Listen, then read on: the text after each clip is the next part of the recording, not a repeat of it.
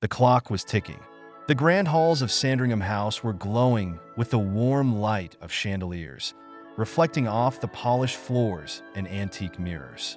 New Year's Eve was supposed to be a joyous occasion for the royal family, a moment to leave behind the trials of the past year and embrace the possibilities of the next. But this year, the evening took an unexpected and shocking turn that no one in attendance, or watching the monarchy from afar, could have predicted. As the royal family gathered to toast the arrival of 2025, King Charles III, at the age of 76, seemed pensive yet composed. Surrounded by senior royals, including Queen Camilla, Prince William, and Kate Middleton, the atmosphere was one of cautious celebration. The family had faced countless challenges over the past year, and tonight was meant to be a brief respite from the drama. But suddenly, a figure entered the room, one whose presence sent a ripple of tension through the gathering. It was none other than Prince Harry. Yes, Prince Harry, the Duke of Sussex, who has been at the center of an ongoing rift with the royal family since his bombshell interviews, memoir, and Netflix series shook the monarchy to its core. His surprise arrival at Sandringham was as unexpected as it was dramatic. And just minutes later, King Charles III would collapse, leaving everyone stunned and desperate for answers. What happened in those final moments leading up to the king's shocking collapse? And what role did Prince Harry's appearance play in this New Year's Eve drama?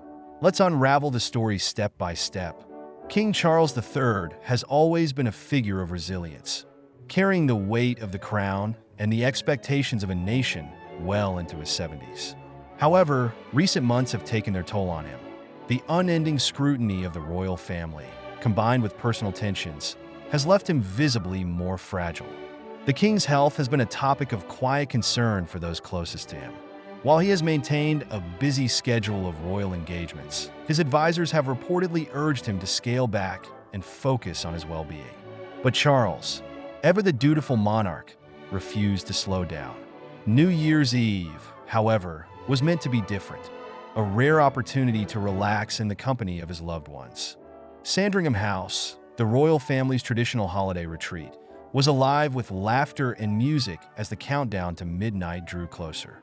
The King and Queen Camilla were seated at the head of the grand dining table, surrounded by the Prince and Princess of Wales, their children, and a handful of trusted family members.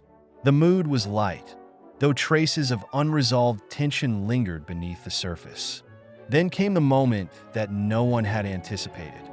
Just as the evening seemed to be reaching its peak, the doors to the room swung open, and Prince Harry stepped inside. The room fell silent. For a moment, it seemed as if time itself had paused. All eyes were on Harry, who stood there looking both nervous and determined. His arrival was completely unannounced. There had been no word of his intention to join the family for New Year's Eve, and given the strained relationship between Harry and the royals, it was no surprise that his appearance left everyone in shock. Prince William's expression hardened instantly. The tension between the brothers has been widely documented, and this moment was no exception.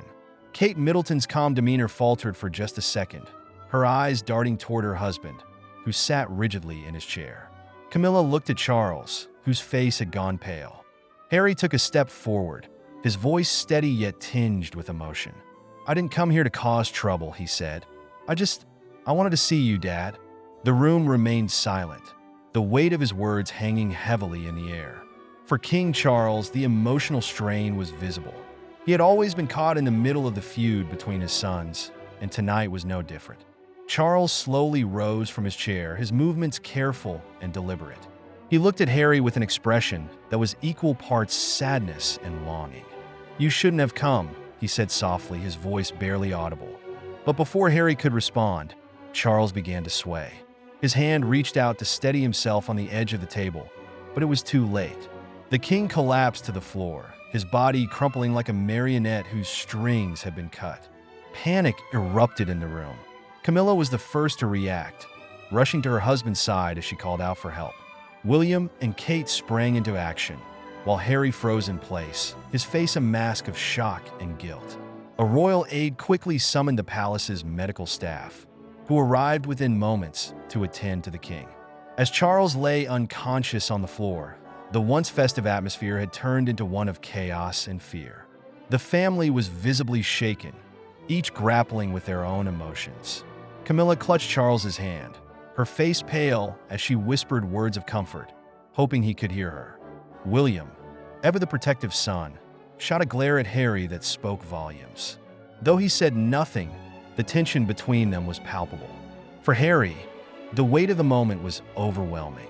He had come with the intention of reconciling, of making amends with his father, and perhaps even his brother. But instead, his unexpected arrival seemed to have triggered a crisis no one could have foreseen.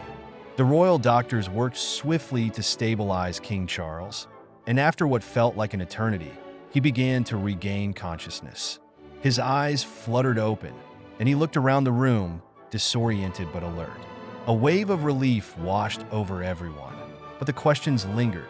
What had caused the collapse? Was it the stress of seeing Harry, the toll of his responsibilities, or something deeper related to his health?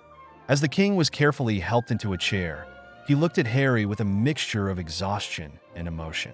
"I know why you came," he said weakly, "but you have to understand, this family is holding on by a thread." Harry's eyes filled with tears. "I just wanted to talk to you," he said, his voice cracking, "to try and fix things." But it was clear that tonight was not the time for reconciliation. The royal doctors insisted that King Charles be taken to a private wing of the estate to rest and recover, away from the stress and strain of the gathering. Camilla stayed by his side, her worry evident as she supported her husband through the ordeal. The rest of the evening was subdued, with the royal family dispersing to their respective quarters. Harry, understanding the gravity of what had happened, left the estate quietly, his hopes for reconciliation dashed, for now. The world woke up on New Year's Day to headlines that would dominate the news cycle for weeks. King Charles III collapses on New Year's Eve.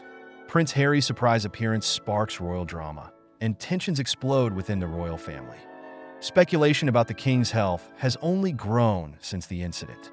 While palace officials have downplayed the event as a result of exhaustion and stress, insiders suggest that the emotional strain of the ongoing family rift is taking a serious toll on Charles. As for Prince Harry, his intentions may have been genuine, but the fallout from his surprise appearance has only deepened the divide within the royal family.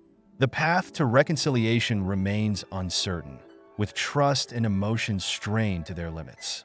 The new year has begun with a moment that will undoubtedly go down in royal history. One that underscores the fragility not just of a family, but of an institution navigating unprecedented challenges. For King Charles III, his health and legacy hang in the balance. For Prince Harry, the question remains, can broken bonds ever truly be repaired? As the monarchy steps into a new chapter, one thing is clear: the challenges they face are far from over. This is a family caught between tradition and change, between duty and personal emotion, and the world is watching every step of the way.